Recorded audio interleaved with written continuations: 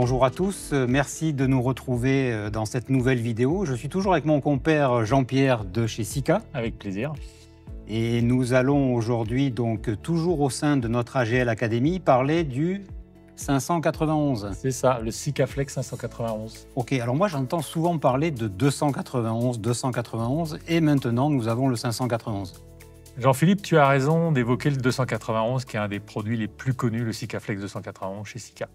Mais il ne fait pas tout. Contrairement au 591, qui est un hybride et qui est ce qu'on appelle nous les STP, qui est polyvalent parce qu'il tient aux UV. D'accord. Et il est plus polyvalent aussi parce qu'il résiste à la moisissure.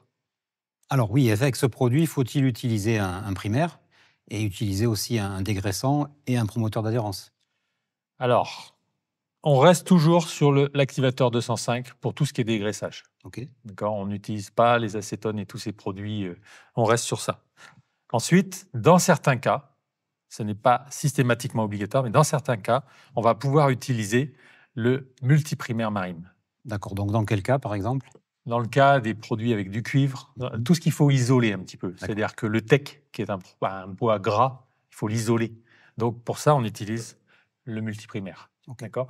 Sinon, dans tous les autres cas, ce qu'on va voir plus tard, quand on veut mettre un petit passe-coque, quand on veut mettre des taquets, d'accord. Là, ces produits-là, vous allez faire des joints, comme vous feriez avec le 291. Encore, l'idée, c'est d'avoir des produits qui tiennent aux UV, quand surtout ces pièces-là sont au contact des UV et de la lumière, pour que le joint qui va dépasser soit propre. Donc sans primaire, collage rapide. Oui, ça, tu peux faire sans primaire. Parfait. Le 591 existe en 3 couleurs, d'accord. Le blanc pour tous les joints de pont, le noir pour d'autres utilisations, et il existe aussi en gris. En gris, on pourrait l'utiliser pour peut-être réparer certains ponts en tech. Pas faire la totalité du pont, mais le réparer. Tu peux faire le joint périphérique, par exemple, le refaire avec du 591 gris. Okay. Mais il faudra mettre le Sika Multimarine primaire sur le tech. Ok, ce joint peut-il être peint quand on va être à une liaison entre la coque et le pont après une peinture? Oui. Contrairement au silicone, les hybrides comme ça, les STP, peuvent être peints. Okay. Merci à toi, Jean-Pierre. Et je vous propose tout de suite de faire une application. Qu'est-ce que tu en penses? C'est une bonne idée. Allons-y, nous sommes partis pour une application. À tout de suite.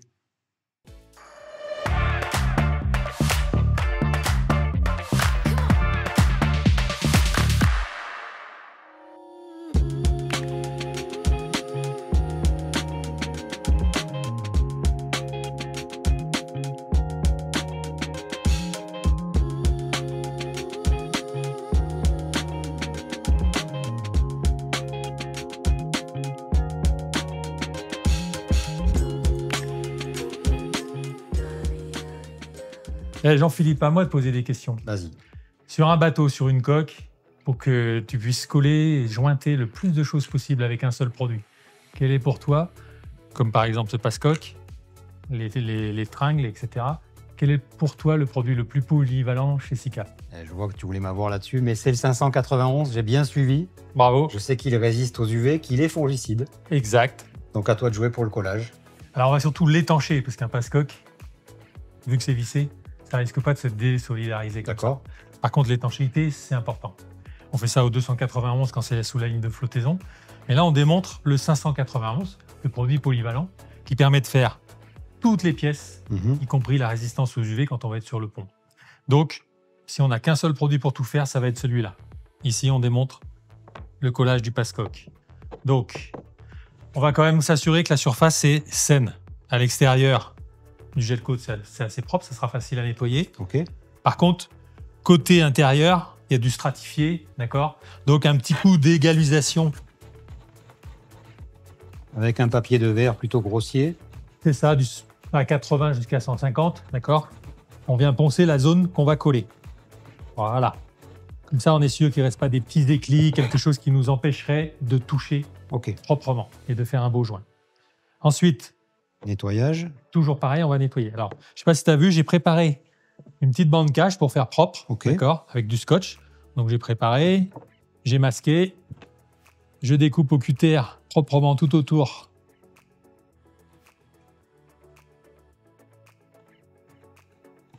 Voilà, de telle sorte que lorsque je vais enlever ça, je vais proprement garder juste la zone. Et oui, démasquer là.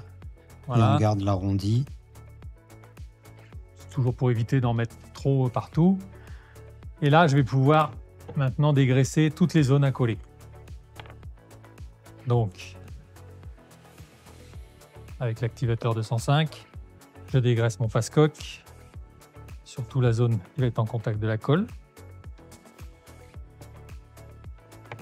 Je dégraisse mon écrou.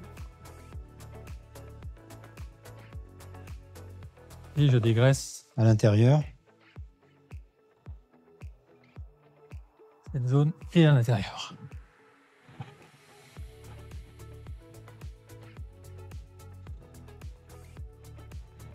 Ok. À l'intérieur, il y avait besoin.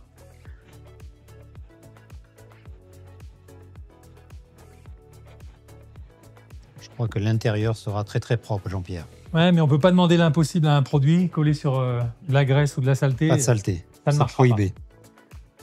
Voilà.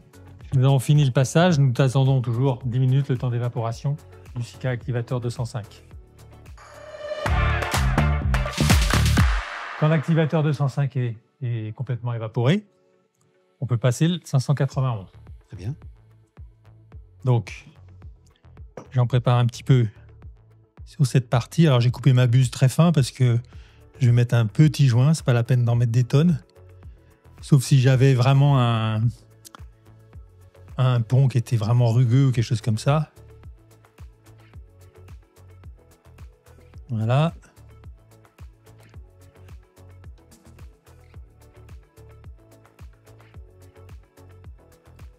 Ok.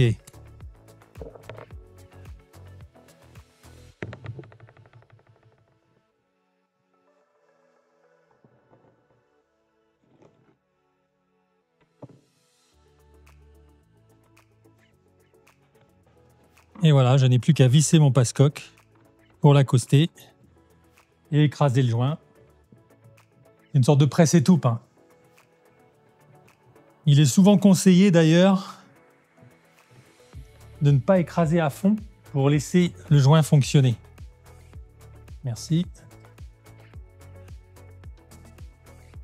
Voilà. Là, je vais pouvoir retirer mes bandes cache. Voilà. Ok, séchage complet d'après toi 24 heures. Oui, toujours attendre 24 heures. Ça, c'est pas la plus grosse application du 591, hein, on est d'accord. La plus grosse application, c'est ce qui est sur le pont, exposé aux UV et à l'humidité. Tous les joints autour des pièces composites, dans les angles, etc. Est-ce que tu pourrais nous faire une petite démonstration peut-être sur cette partie? Tout à fait. Ça, c'est typiquement les zones qu'on va vouloir jointer. D'accord? Donc, je vérifie juste, comme c'est vieux, voilà, ici, il y a un bout de peinture qui gêne. Celui-là, je l'enlève. Là, c'est vraiment l'angle. OK. Un petit coup d'activateur. Voilà, cette fois-ci, c'est bon.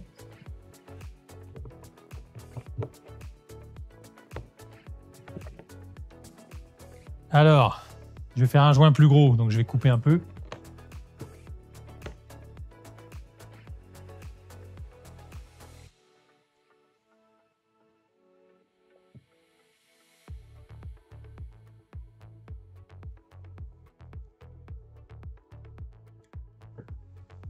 Donc ici, on peut lisser avec un outil, donc ça peut être une spatule, ça peut être n'importe quel outil, d'accord? Du moment qu'on va refaire son joint propre.